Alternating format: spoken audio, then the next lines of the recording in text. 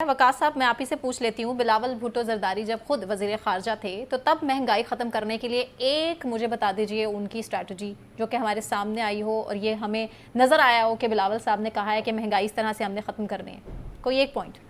अरे मिनिस्टर का वैसे काम तो महंगाई के साथ कोई बनता नहीं है, लेकिन अगर हम उनकी गवर्नमेंट का सिंध के अंदर जो उनकी सुपरविजन के अंदर सारी चीजें ऑपरेट कर रही थी या फंक्शनिंग कर रही थी, that was the most adverse and most dreadful and doleful situation. अगर हम इनकी प्रीवियस गवर्नमेंट की बात करें जो वफाक के अंदर 2008 से लेकर 2013 की हुकूमत थी, तो मेरे ख्याल में पाकिस्तान की जो फर्स्ट जीडीपी थी, पाकिस्तान की जो इकोनॉमिक कंडीशन थी, एट द सेम टाइम जो लॉ एंड ऑर्डर की सूरत हाल थी, महंगाई का तूफान था, इन्फ्लेशन थी, एट द सेम टाइम 18 घंटे की लोड शेडिंग थी पंजाब के अंदर, और फिर उसके बाद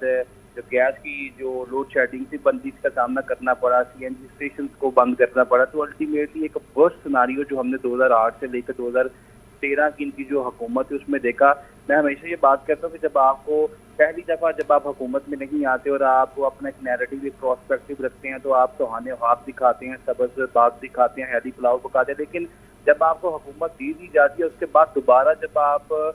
मैंडेट के लिए अवाम के पास जाते हैं तो अपनी परफॉर्मेंस रखते हैं, अपनी कारकर्दगी रखते हैं, ना कि आप इस दोबारा हाथ दिखाएं कि हम एक दफ़ा फिर मौका दें। और जब आपको टेस्ट कर लिया गया, आपका ट्रायल कर लिया गया और उसके बाद आपकी डिलीवरेंस देखी जाएगी, आपकी परफॉर्मेंस देखी जाएगी, इनकी परफॉर्मेंस देखी जाए। बदकिस्मती से इनकी परफॉर्मेंस जो थी वर्स्ट परफॉर्मेंस रही है 2008 से लेकर 13। तो at the same time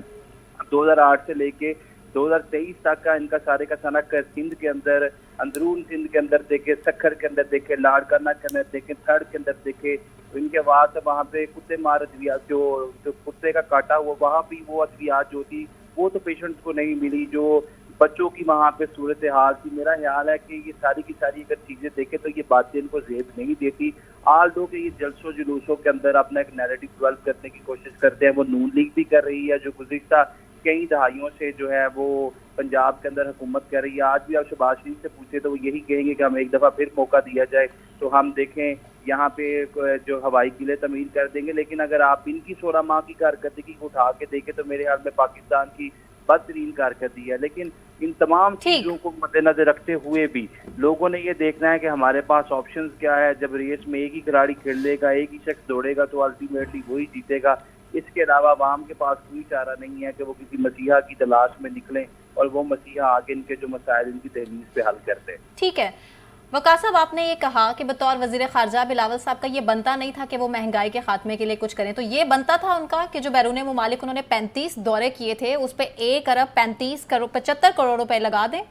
at least वो इसको तो मिनिमाइज कर सकते थे ना। देखें, मैं तो ये एक स्टेटमेंट ना सही लल्ले तलल्ले किए जाते हैं, ये चार खर्चियाँ की जाती हैं। हमारे सामने कायद-ए-आज़म मोहम्मद अली जिन्ना की मिसालें हैं, हमारे जो सियासी लीडर, सियासी जुमा की मिसालें हैं। वो आपको याद होगा कि गवर्नर जनरल हाउस के जो फंड से जो है मोहतरमा फातिमा जिन्ना ने वो 2 रुपए की जराबें खरीद ली थी। कायद-ए-आज़म ने वहीं पे डांट डबर और पंदों ने साथ से काम किया था कि ये कौमी खजाना है और अवाम के जो पैसे हैं अवाम पे ही खर्च होने चाहिए, इतनी चाह हर्शियाँ नहीं करनी चाहिए। तो मेरे ख्याल में हमारे सियासतदान यहाँ पे आबे का आवा बिगड़ा, इस अवाम पे सब की, और जिस तरह लल्ले तलल्ले किए जाते हैं, मैं